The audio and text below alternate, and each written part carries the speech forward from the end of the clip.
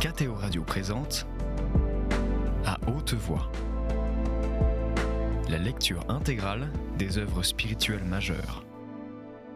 Aujourd'hui, l'Oblat de Joris Karl Huysmans.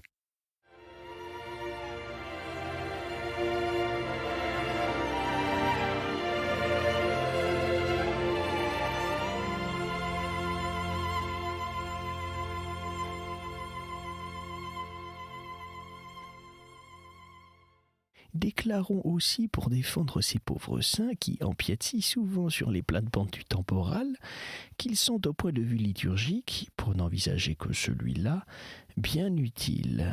Car enfin dans le cycle ecclésial, la vie du Christ s'écoule en 6 mois, pendant l'hiver et le printemps.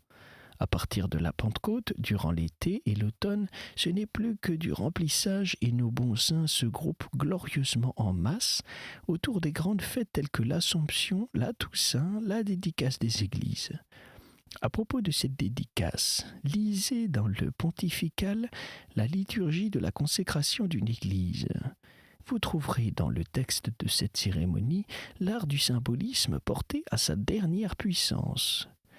Je l'ai lu, et aussi le pontifical des Vierges. Nous sommes du même avis, mon père. Le sublime est là. Mais c'est justement parce que j'adore la liturgie que je la voudrais sans tache et sans trou. Ce ne serait pas impossible à obtenir pourtant, car le trésor de ces cassettes oubliées est immense. Il suffirait de l'ouvrir et de remplacer par les pièces de premier ordre que l'on en tirerait les pannes dont le service divin s'encombre. Vous en parlez à votre aise. L'expérience est consommée et elle vous donne tort. Voyez ce que l'on a amendé 2 fois, nos livres, et rien n'est complet, rien n'est à point. Parce que les gens qui les ont révisés étaient sans doute des savants, mais qu'ils n'étaient pas en même temps des artistes. Enfin, vous serez plus indulgents, j'espère, pour notre missel et notre bréviaire à nous. Certes, il n'est pas exempt de reproches, mais vous avouerez qu'il est dans ses grandes lignes superbe, moins chargé de fêtes adventices qui suppriment les offices des dimanches ou des féries, comme les fêtes de la Sainte Famille, de la prière au Jardin des Olives, de la Sainte Couronne, du Saint-Suaire, des 5 plaies, de la lance et des clous. Il a gardé une délectable saveur des anciens âges. Il a le premier recueilli les hymnes qui figurent maintenant dans le canon. C'est en effet saint Benoît qui inaugura l'insertion de prose ou séquence dans le corps des offices. Ses enfants ont su faire de l'œcologie chrétienne un florilège qui contient les plus beaux chants de saint Ambroise, de Prudence, de Cédilius, de Fortunat, de Paul Diacre et d'autres poètes. Il n'a point en tout cas le vieux neuf, les pièces rassemblées du romain. Ta ta ta ta ta ta, fit Durtal en riant. Vous trichez, père. Il a lui aussi notre hymnaire monastique des poèmes façonnés en un prétentieux et bien mauvais latin, et il ne remonte pas à des époques très éloignées, cela. Ensuite, nous ressassons autant que le romain l'incessante prose des confesseurs pontifs et non pontifs, listés confessors agrémentés sur tous les ordos de 3 lettres, MTV, pour les jours où il faut changer le 3e vers de la première strophe, parce que ces jours ne concordent pas avec la date même du décès du saint. Or cette séquence anonyme, écrite en l'honneur de saint Martin, je crois, s'adapte fort mal au lot énorme des déicoles qu'elle encense. Elle fait allusion à des miracles opérés sur la tombe de saint Martin, à des guérisons, et nombre de pontifes et de non-pontifes, auxquels on l'applique, n'ont effectué aucune cure, aucun prodige que je sache, après leur mort. Je reviens toujours à mes moutons. L'ancien répertoire de l'Église regorge de pièces qui suppléeraient avantageusement dans bien des cas à celle-là. Et il ne serait même pas nécessaire de chercher bien longtemps. Il n'y aurait qu'à ouvrir l'année liturgique de Don Guéranger et le volume du chanoine Ulysse Chevalier sur la poésie liturgique du Moyen-Âge pour découvrir des proses et des tropes d'un art autrement ingénu et d'une saveur autrement mystique que ceux de ces séquences passe-partout dont notre diurnal est plein. Voyons à défaut de variété, confessez au moins que, dispensés des frelatages inventés par les chimistes d'Urbain VIII, nos hymnes sont authentiques et quelles fleurs bon le terroir où elles poussèrent et le siècle où elles naquirent. Oui, j'ai confronté du reste les deux textes, le véridique et le sophistiqué, dans ce petit livre de l'abbé Albin que vous m'avez prêté, La poésie du bréviaire. Ce volume est dans son genre, après les 2 tomes un peu massifs de l'abbé Pimon, une merveille de clarté concise avec ses textes comparés, ses variantes, ses traductions françaises, anciennes et modernes, et ses notes de métrique et d'histoire. Comment n'est-ce pas un bénédictin qui a entrepris et réussi un pareil travail ? Bon, voici l'attaque qui tourne, s'exclama en riant le père Felletin. Vous lâchez prise sur l'office afin de vous jeter sur les moines. Pour cela, père, je ne vous laisserai jamais tranquille, car j'enrage, aimant les bénédictins comme je les aime, de voir qu'ils se désintéressent des labeurs qui leur appartiennent. Et le ménologe de la famille de Saint-Benoît, il n'est pas d'institut religieux qui n'est le sien. Voyez les franciscains, les dominicains, les carmes, tous ont écrit des ouvrages où sont plus ou moins brièvement narrées les vies de leurs bienheureux et de leurs saints. Vous, rien. Et à ce propos, tenez, votre bréviaire est-il incomplet ? Vous y célébrez à peine les fêtes de quelques-uns des vôtres, et vos élus, vos saintes, en Herth, telles que Ostrebert, en Urge, telles que Walburge et Véréburge, où sont-elles ? Si elles figuraient dans le propre de notre congrégation, vous nous reprocheriez de ne plus avoir d'office temporal, répliqua don Felletin. C'est justement parce que notre sanctoral personnel est peu chargé que nous pouvons encore réciter l'office votif de la Sainte Vierge et de Saint Benoît. Vous ne vous en plaignez pas, je pense. Non, car ils sont d'un plein chant ancien, très simple et vraiment exquis. Quant au ménologe, jadis, dont Onésime Menot, mort à Silos, commença une série de monographies bénédictines. Une fois réunies, ces petites plaquettes auraient peut-être pu former 1 ou 2 volumes de biographies curieuses pour l'histoire de notre ordre. 2 seulement parurent, la vie de saint Benoît d'Agnan et celle de saint Guillaume de Gélone. L'éditeur ne les vendit point et arrêta les frais. Il est certain néanmoins que le ménologe dont vous parlez serait bien utile, mais il est trop tard pour nous y atteler. Ce n'est pas maintenant que nous allons vivre dans le désarroi hors de France qu'il faut songer à préparer des besognes de longue haleine. Tous 2 se turent. Ils étaient revenus au point de départ de leur longue discussion, à l'exil, et il était impossible qu'il en fût autrement, car ce départ était passé chez tous à l'état de hantise d'idées fixes. Toute conversation, même lointaine, y ramenait. « Bah, fit Durtal, qui sait ? Il vous arrivera peut-être à l'étranger des novices studieux, aptes aux recherches et capables de les écrire. Plus les temps sont immondes et plus les vocations monastiques s'attestent. » Le moine hocha la tête. « Sans doute, dit-il. Mais ce qui m'inquiète, c'est cette agglomération de monastères réfugiés au même endroit. Si j'excepte Solesmes, qui irait habiter dans l'île de Wight, les autres abbayes de la congrégation vont toutes se fixer, sauf celle de Marseille qui se rend en Italie, dans la Belgique, et la Belgique n'est pas grande. Saint-Vendry, Saint-Maur de Glanfeuille et le prieuré de Sainte-Anne de Kergonan auraient, si mes renseignements sont exacts, loué des maisons dans la province de Namur. Tous les 3 sont, en somme, les uns sur les autres. L'abbaye de Ligugé s'installerait de son côté un peu plus haut dans le Limbourg, le prieuré de Wisque dans le Hainaut, et nous dans la Flandre orientale. Nous ne pouvons que nous étouffer dans un espace aussi restreint. Mais ce qui est pis, c'est qu'au-dessus de nous se dresse une imposante et une très belle abbaye belge, l'abbaye de Maredsous. Elle est célèbre et prospère, et elle est dirigée par l'abbé primat de l'ordre. Forcément, nous serons écrasés par elle, car il est bien évident, même en tenant compte de la prédilection, qu'un Français éprouvera toujours à vivre plutôt dans un milieu français que dans un milieu belge, que l'intérêt de tout postulant sera de faire sa probation dans une véritable abbaye, plutôt que dans le je ne sais quoi où nous allons pêle-mêle nous entasser. Il ne faut pas se le dissimuler. L'ambiance des lieux et le décor sont indispensables pour soutenir une vocation. Là où il n'y a point de cloître, d'église véritable, de noviciats séparés, de cellules réelles, il y a déchets pour les âmes. Or, savez-vous qu'il est question de nous fabriquer là-bas une vague chapelle dans un petit salon ? C'est la mort des cérémonies solennelles, la dispersion de la liturgie privée de son cadre, et c'est notre but, notre raison d'être même qui disparaît. Pourvu, mon Dieu, si l'exil dure, que nous ne finissions pas par nous effriter, par tomber de nous-mêmes en poudre dans la nostalgie, dans le marasme. Durtal n'eut pas le courage de protester car il n'augurait rien de bon du séjour de ces bénédictins à l'étranger. Le silence devenait pénible. Ce fut un soulagement quand, impatientée, Madame Bavoil vint dans le jardin leur rappeler qu'il était l'heure de s'en aller chacun dîner.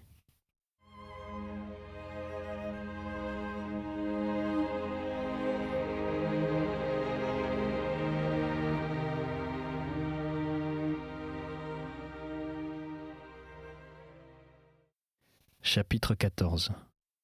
M'expliquerez-vous à la fin ce que cela veut dire ? S'exclama Madame Bavoil qui brandissait des journaux au-dessus de la tête de Durtal assis après déjeuner devant une tasse de café. Car enfin, reprit-elle, ou c'est moi qui suis démente, ou ce sont les autres qui sont fous.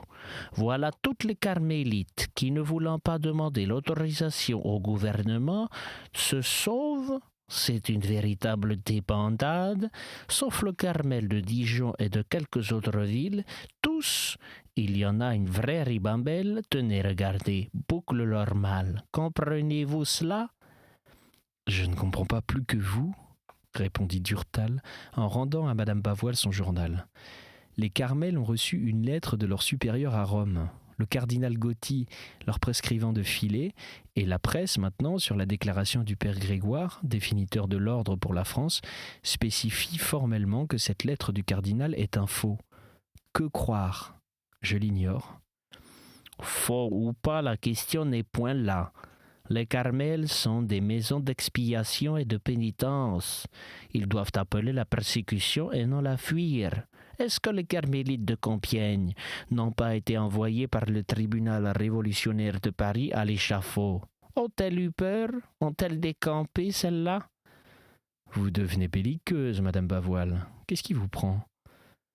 Mais sans répliquer, Madame Bavoil s'assit sur une chaise et continua. Je suis exaspéré par ce que je lis. Ah, Jeanne de Mattel avait raison de dire que l'on gagne Dieu en se perdant. Si ces moniales s'étaient perdues en lui, elles attendraient impassiblement qu'on les chassât. Celles-là d'étalent, vos bénédictins aussi, et les chartreux et les dominicains, les franciscains, les trappistes, les bénédictins de la pierre qui vire, sollicitent l'autorisation. Pourquoi ces différences ? Je n'en sais rien. Le pape a permis, sous certaines réserves, de se conformer à la loi. Les instituts qui s'y soumettent ne peuvent donc avoir tort. Mais je m'imagine aussi que ceux qui refusent d'obéir à Dinic et Di ont raison. C'est une réponse de Normand, notre ami. Puisque Rome consent, pourquoi des ordres se montrent-ils plus papalins que le pape ? Allons le leur demander. Mais puisque vous désirez savoir mon opinion très franche, la voici. Je pense que sauf pour des œuvres de bienfaisance, que le gouvernement est incapable de remplacer, les pétitions des couvents seront rejetées en bloc par les chambres et je ne vois pas dès lors qu'il y ait lieu pour des moines de s'infliger de vaines et d'humiliantes démarches. Mais sapristi, un moine c'est fait pour être humilié.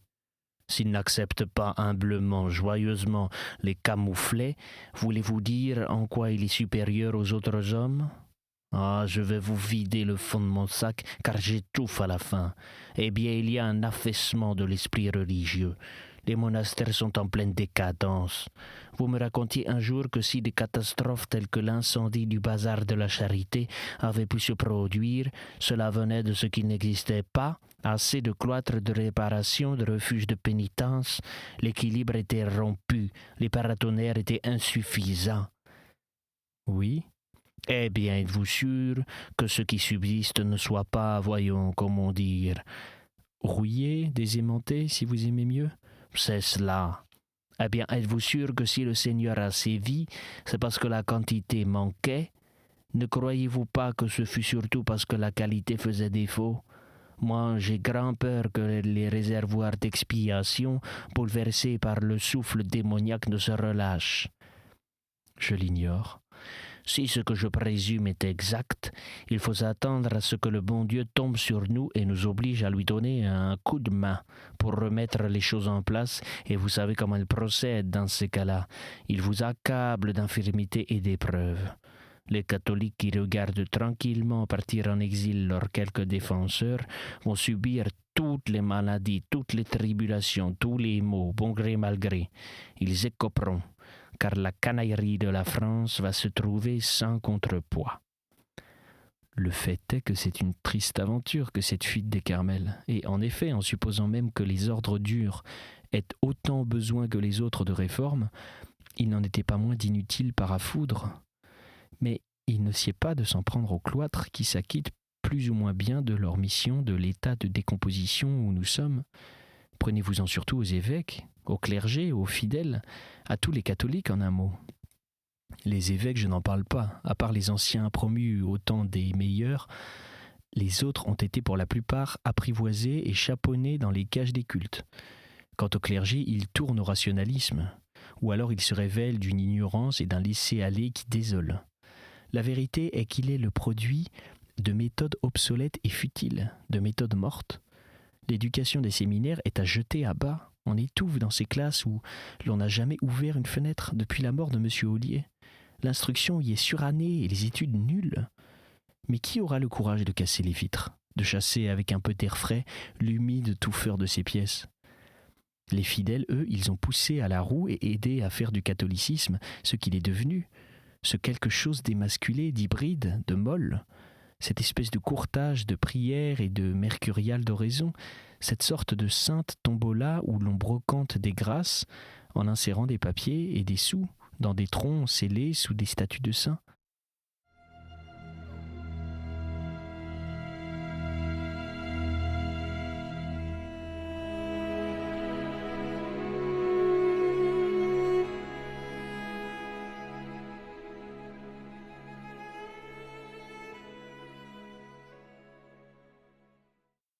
Mais à dire vrai, la question est plus haute, et elle remonte plus loin que ces dévotions d'origine récente. Depuis de longues années déjà en France, la religion macère dans une mixture de ce vieux suin janséniste que nous n'avons jamais pu éliminer et de ce suc tiède que les jésuites nous injectèrent dans l'espoir de nous guérir. Hélas, le remède n'a pas agi, et ils ont ajouté un desséchant, un déprimant, le bégueulisme imbécile, la peur de notre ombre, la haine de l'art, l'incompréhension de tout, l'inindulgence pour les idées des autres, nous le devons aux disciples de Jansénus, aux appelants. La passion des dévotionnettes, la prière sans liturgie, la suppression des offices soi-disant compensés par de grands saluts en musique, le manque de nourriture substantielle, le régime lacté des âmes, c'est des pères de la compagnie de Jésus que nous les tenons. Certes, maintenant qu'on les traite en parias, je plains les jésuites qui sont de braves et de saintes gens, et comptent parmi eux des conducteurs d'âmes et des savants fort supérieurs entre nous à ceux des autres ordres. Mais quoi? Quel a été le résultat de leur éducation? Des trouillots, des monis, ou alors de fades jeunes gens qui se cachent plus que les autres pour courir la gueuse, mais qui seraient incapables de risquer une torgnole pour protéger leur maître ou défendre l'Église. L'expérience est acquise. Aucun homme de surprenante valeur n'est sorti de ces manutentions. Elles vont disparaître, ainsi que celles des autres instituts, qui n'ont pas mieux réussi que les jésuites d'ailleurs. Qui perdrons-nous? Ce n'est pas leur faute, opina Madame Bavoil. L'on ne saurait avec de mauvais draps façonner de bons habits. Sans doute. Mais laissons cela et avouons qu'en thèse générale, les revendications que nous formulons sont plutôt hypocrites. Nous réclamons aujourd'hui la liberté et nous ne l'avons jamais accordée aux autres. Si demain le vent tournait, si c'était un des tristes légumes récoltés dans nos potagers catholiques qui supplantait Waldeck, nous serions encore plus intolérants que lui et nous le rendrions presque sympathique. Nous avons embêté tout le monde, Madame Bavoil. Alors que nous disposions d'un soupçon d'autorité, on nous le rend. Tout se paye. Le moment de l'échéance est venu. Remarquez bien d'ailleurs que les Jacobins qui nous oppriment ne sont pas issus d'un germe spontané, ils sont la résultante d'un état spécial. Ils ont été engendrés par la faiblesse de notre foi, par l'anémie de nos prières, par la veulerie de nos instincts, par l'égoïsme de nos goûts. Ah oui, les catholiques ont tout mérité. Nous devrions nous répéter cette phrase chaque matin et chaque soir, à genoux, devant Dieu et devant les hommes. Comment nous tirerons-nous de ce pétrin, notre ami ?